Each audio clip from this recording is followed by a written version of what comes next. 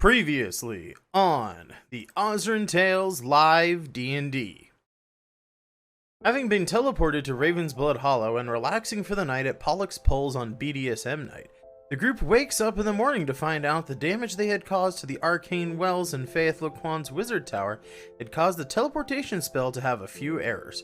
Specifically, some non-organic material had been sucked back to the tower, including David. David and Faith contact the group to tell them this, and Faith mentions that she knows of a library in Ravensblood where the group might find some clues about the sword they are looking for.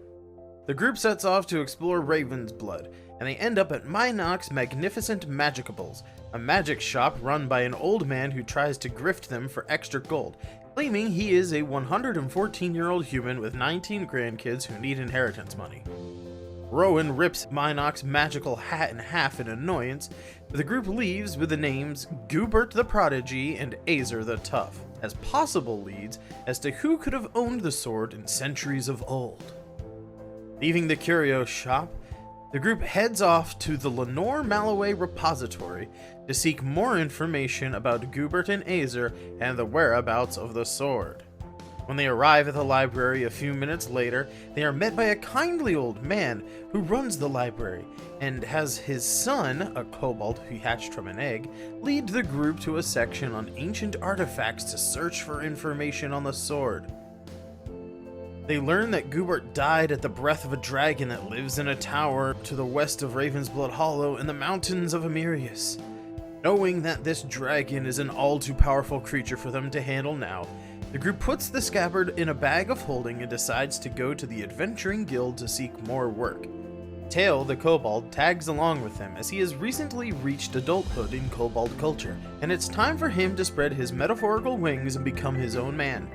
The group lets him tag along for the time being since they are one spellcaster down, and this kobold seems to know at least some small smattering of magic.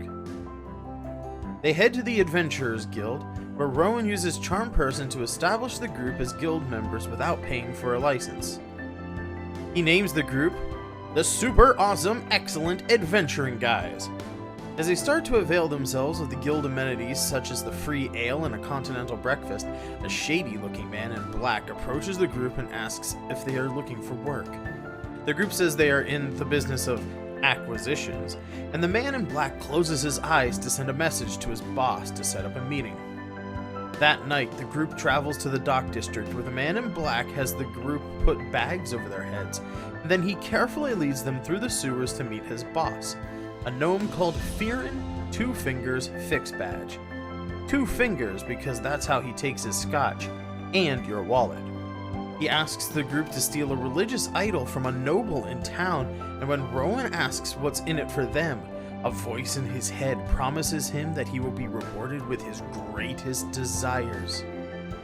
The gnome promises if they do a good job, the Acquisitions Guild will have more work for them, and that they'd get to meet Fearin's boss, the guy in charge of the entire operation.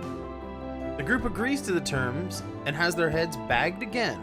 Then they are led to the Adventuring Guild where they begin to plan how they are going to find the floor plans to the mansion and how they are going to steal the idol.